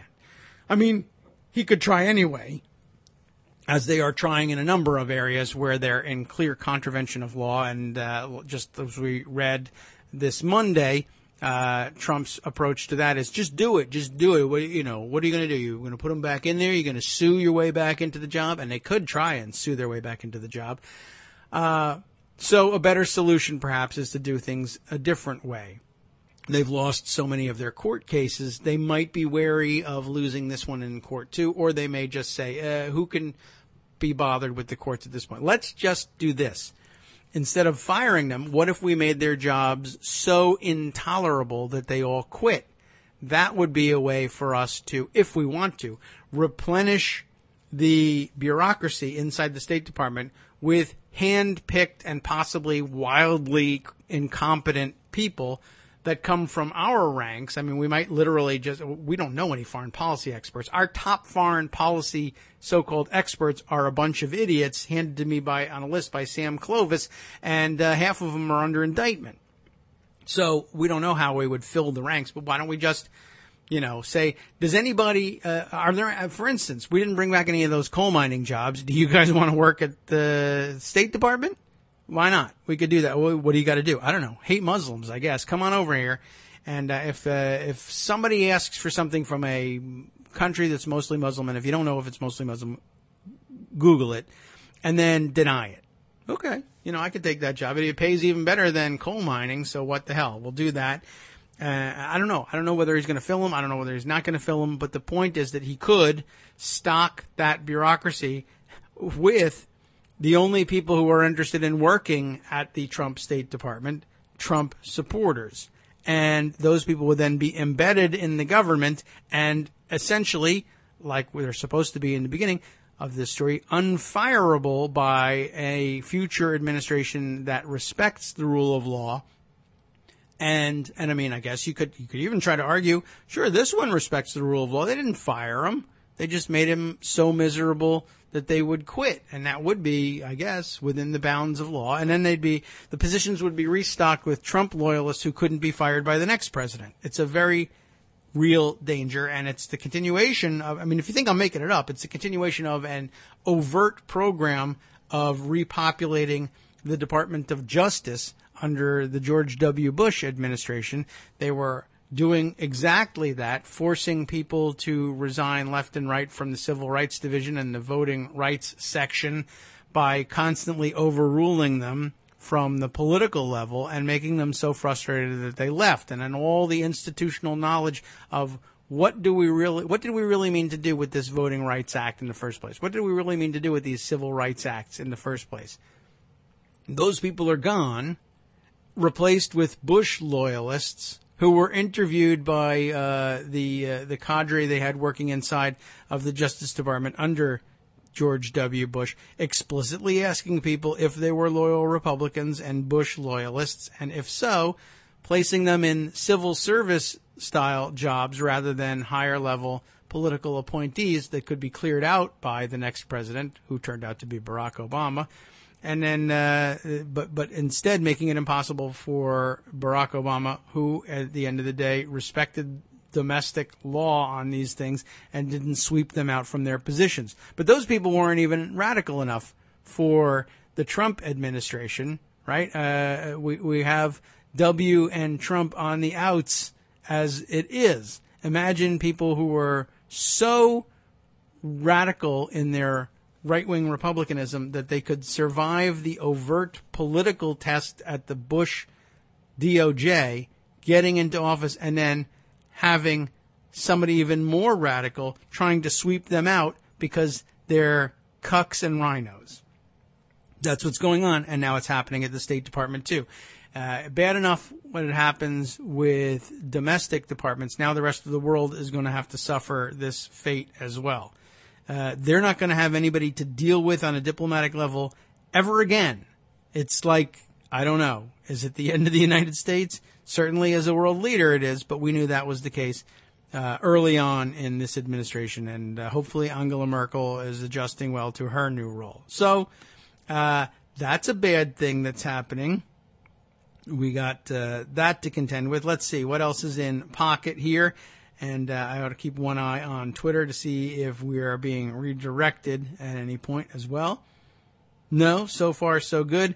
What else have we got here? Oh, you know what? I wanted to note this. This is not what we would say rises to the level of our national news, but this is some Daily Kos community announcement here. Some, I guess, housekeeping is where you would file this one. We have some bad news.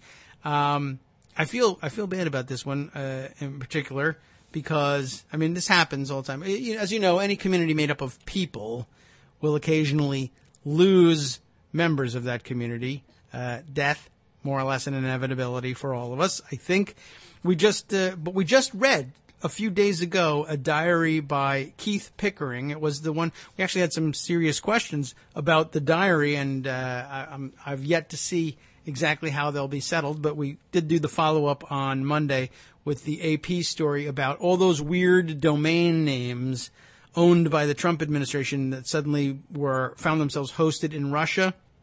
Well, that was the diary written up by Keith Pickering, and Keith Pickering has passed away. I saw this diary. I just thought I'd update you on the situation in case you didn't see it. It was up at the top of the recommended list, as these things tend to do, because everybody's interested in it when we lose a community member. But Glynis wrote this one up. So yeah, R.I.P. Rest in peace to Keith Pickering. Just saw this in the Minneapolis Star-Tribune. Glynis says, Daily Kos user Keith Pickering has died. I didn't know him personally, but he was an active member of the D-Coast community and the local DFL party. According to the short article, he and his wife were both killed in a single-car crash on Sunday. Well, the vagaries of life. It comes and goes. It's amazing what can happen and who you can lose and how quickly and unexpectedly. Glennis continues to say, I haven't seen an obituary published yet, so I don't know anything about funeral arrangements. Perhaps someone here who knows his family can provide more details. But according to his profile, he had many followers, and I thought that they might like to know. And there was some question about whether, well, is it the same person? Are you sure? Same name? But the profiles and photos do appear to match, and so sad news and unexpected news there. But I thought, since I had followed up on his story in particular, I ought to add this to the mix today. So sorry to be the bearer of those bad tidings, but that's where we are. Okay, let's see. Another thing that we might need to weave into today's narrative to just totally change subjects once again. Wilbur Ross, back to him. His situation getting more complex and ridiculous by the day. And I happened to see David Dayen tweet yesterday based on someone else's story. Turns out Ross has a stake in at least 75 shipping vessels. We know that he was involved in that Navigator transportation company, shipping company, right? But he had a stake in at least 75 shipping vessels and was buying and selling them while Commerce Secretary. Total failure of the ethics process. And it links here to a piece APM reports. I don't believe we've landed on there before. But criticized for ship holdings, Ross owns more than previously known, and the deals continue. Now, David has written on it himself this morning on the subject of Wilbur Ross anyway. And I thought I would open it up and see, is that what we're talking about here?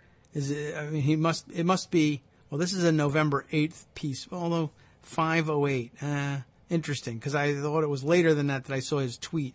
So we'll see whether it ties this in here. But we've got a basic problem here that I think we'll highlight. And we might as well, you know what, there's a thread to continue with here too. Just as we said that the Justice Department under George W. Bush underwent this very conscious transformation designed to skirt our civil service laws and embed W loyalists in the Department of Justice forever. And the State Department may be looking at the same thing happening here, or at least the same kind of purge. Just make your job miserable so that you leave, as opposed to firing you. Similarly, another thread that continues from the last Republican administration, the situation in which there are basically laws and a constitution for Democrats while they are in charge of the executive branch, but those will cease to apply, or perhaps cease to exist entirely when Republicans are in office. Torture is unconstitutional. Well, Maybe it is, maybe it isn't. You just got to do it. What are they going to do? Sue you into being untortured? That's basically the same approach that Trump takes with the Native American mineral rights Bush took with torture. Well, what are you going to do? Untorture them? I did, and I got what I needed out of them, and it wasn't good information, but I got the information I needed, and you could punish people, possibly, maybe. Although we'll just cry that you're criminalizing politics when you try. But in the meantime, at least you won't be able to untorture them. That will have been done, and that's a good thing in our view. Similarly, here's Wilbur Ross just basically saying, what I'm supposed to disclose what my assets are? Why? Because that's just an essential. We need to be able to monitor you for corruption. Oh, okay. Well, then here's some assets that I own. Not the ones that I'm still trading in. That I'm not going to tell you about, because what are you going to do? Secretary of Commerce me? Well, now that's something we can do, of course. We could impeach a Secretary of Commerce. You could charge a Secretary of Commerce with criminal activity and throw him in jail, even without impeaching him. But that would, of course, require a functioning Department of Justice. And as we know, we don't have that, and we never will have that. And we are unlikely to see a functioning Congress impeaching these guys, even though he lied to their faces, because 50+% of the Congress says, good, great, lie. It's a fantastic thing to do. Well, we lied to you. Well, that's okay. It didn't make me less rich, did it? If it did, then you're in trouble. No, it made you, I don't think it affected you at all. It might even have made you more rich. Well, then great.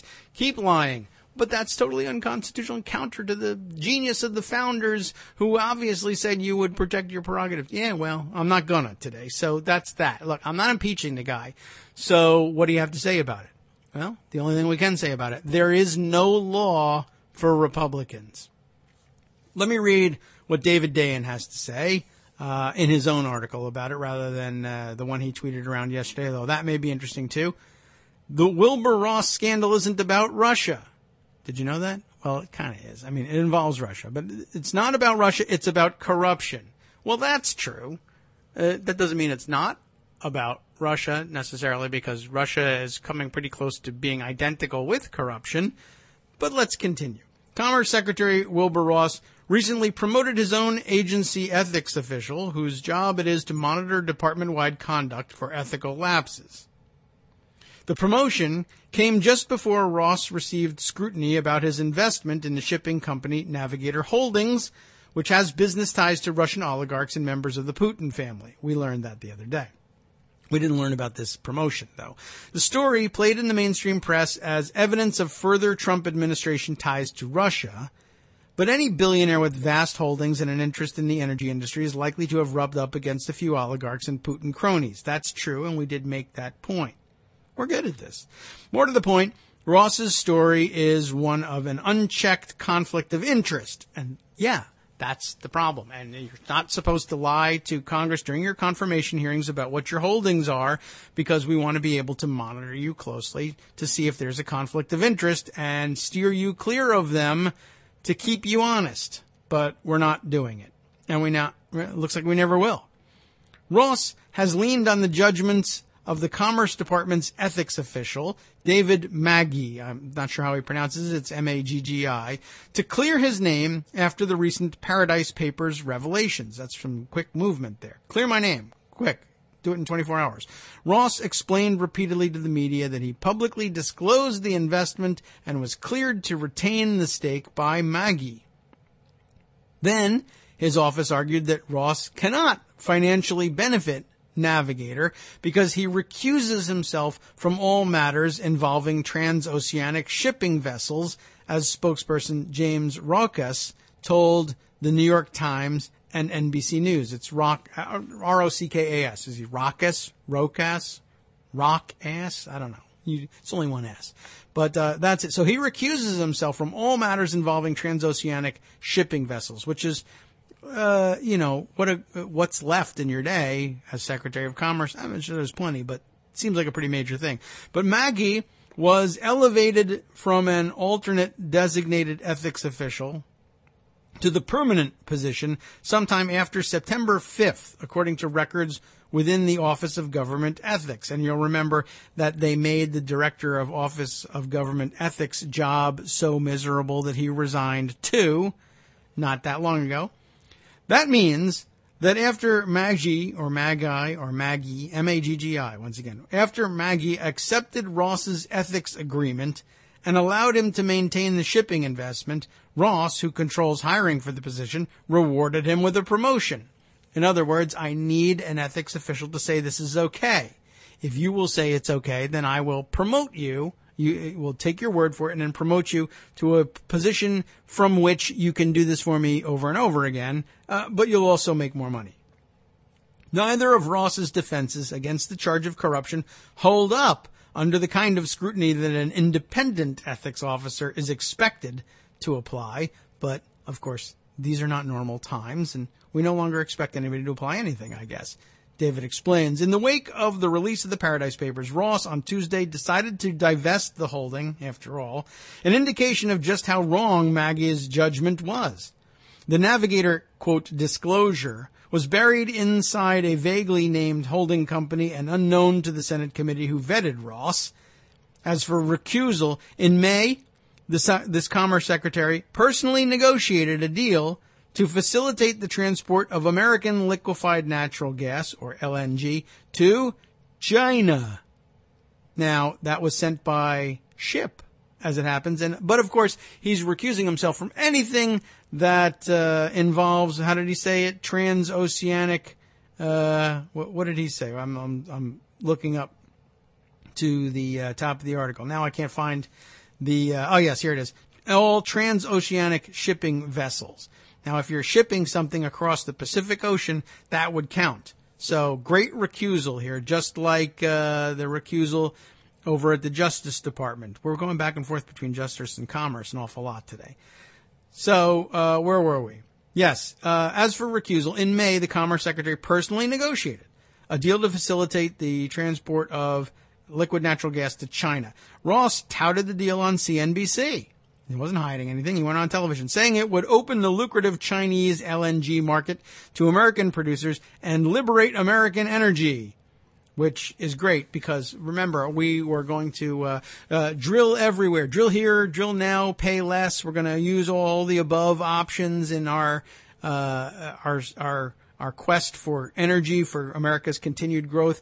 That means building a gigantic, very leaky, probably pipeline from the yucky, disgusting, and over-polluting oil sands of Canada, building a pipeline that stretches all the way across the United States down to Texas, where we would process it for shipping to other countries because America needs its energy. Well, what about it? We're more into liquid natural gas these days than oil of any kind, especially oil extracted from tar sands here in the United States anyway.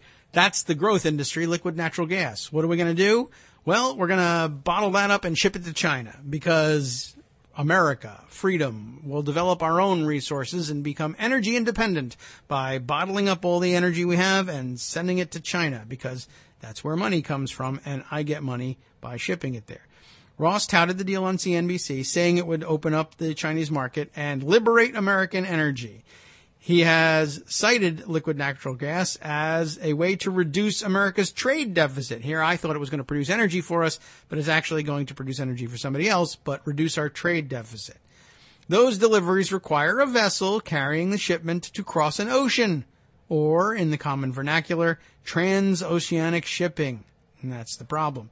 Navigator happens to hold the world's largest fleet of natural gas carriers and is well positioned to support transport of liquid natural gas because that's what they do, particularly out of the United States. It just so happens, that he owns the world's largest fleet of ships built to carry liquid natural gas.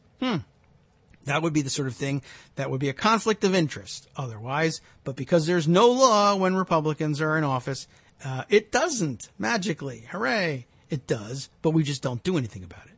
Because there's no law. LOL, YOLO, nothing matters. In July, Navigator signed an agreement to build an export terminal in Houston for petrochemicals. A member of the Navigator board, Wendy Teramoto, held that position while serving as a part-time advisor to Ross. Teramoto didn't resign the board seat until July 17th and was then hired as Ross's chief of staff on August 1st. How interesting. Another firm in which Ross retains an ownership stake, Diamond S Shipping, does significant business with China, where Trump is today, to tie yet another thread together. And like Navigator, specializes in chartering tankers to oil and gas companies. None of this should be a surprise.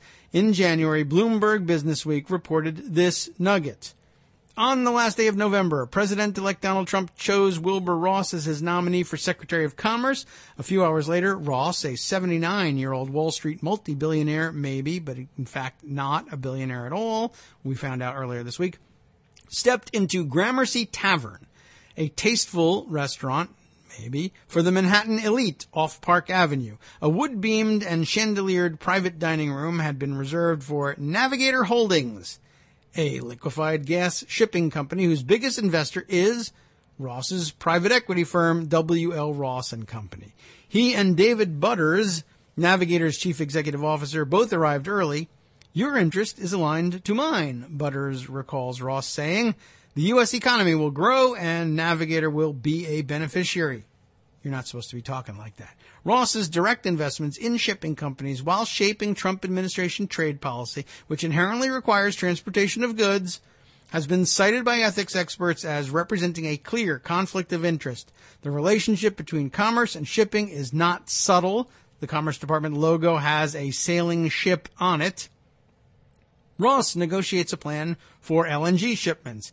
How does that not involve transoceanic shipping? Asked Jeff Hauser, executive director of the Revolving Door Project at the Center for Economic and Policy Research.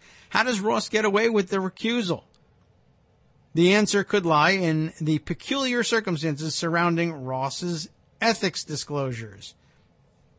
Navigator Holdings is indeed listed on Ross's financial disclosure form in 3 different places, as the Commerce Secretary is quick to point out. However, the Paradise Papers leak gives more context to the nature of that investment and Navigator's business relationship with Russian oligarchs. Offshore tax haven entities controlled by Ross and other financiers hold a 31.5% stake in Navigator, worth $176 million currently. Ross has estimated the value of his Navigator investment at between $2 million and $10 million. W.L. Ross & Company, Ross's business vehicle, is still listed as Navigator's largest shareholder. Now, there's much, much more to this story, as there always is to any David Dayen story. But once again, we find ourselves running up against our, not our break. No, that would be a false start of the break, but rather the end of the show. Yes, that's the music we're looking for. Well, it's 2 days in a row we've done that. I'm going to have to do something about spacing those things apart. It's time to hand the microphone over to, the control of the dials anyway, over to Justice. What do they have lined up for us after today's show? And a quick reminder of what's coming up next week following our show. Let's see. It's going to spin our pinwheel of death for a little while here. Today, let's see. We've got at least this much briefer, thank you very much, Justice, description of what's coming up. Opening soon, as he likes to say, West Coast Cookbook and Speakeasy with Justice Putnam will be a Monday through Friday production following this show here. 8 a.m. Pacific Time, 11 a.m. Eastern Time. Tasty news, spirited interviews, and that's easy enough to grasp. And, we look forward to the new offering from Justice beginning on Monday. Thank you for sticking with us today. I know there was some far-flung themes that we tried to weave together. And, here's a theme coming up for you, too. That's kind of what Justice will be up to. Having DJ Justice mix the news, weather, and more today. And that's what you can look forward to following the show permanently starting on Monday. Thanks for hanging in there with us. We'll be back tomorrow for a Friday Sum Up. From Daily Kos Radio on networksradio.com.